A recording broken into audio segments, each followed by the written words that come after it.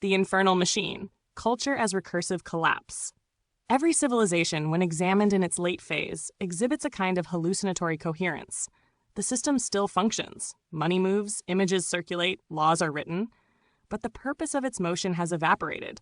What remains is a choreography of automation, a spectacle of continuity masking internal disintegration.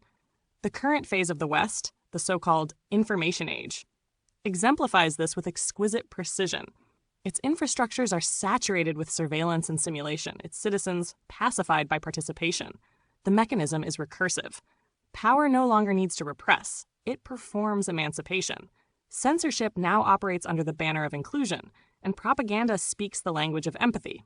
The arts, once the symbolic counterforce to tyranny, now serve as the soft power engine of conformity, manufacturing aesthetic difference within narrow institutional parameters, celebrating diversity while neutralizing dissent.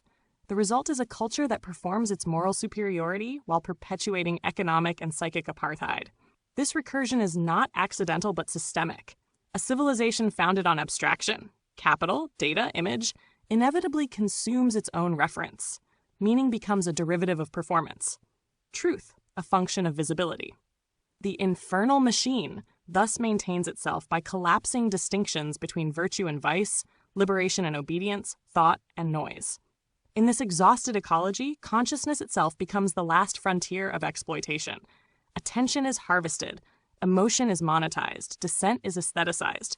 Humanity becomes a theater of its own simulation, performing the drama of its moral awakening while engineering the conditions of its extinction.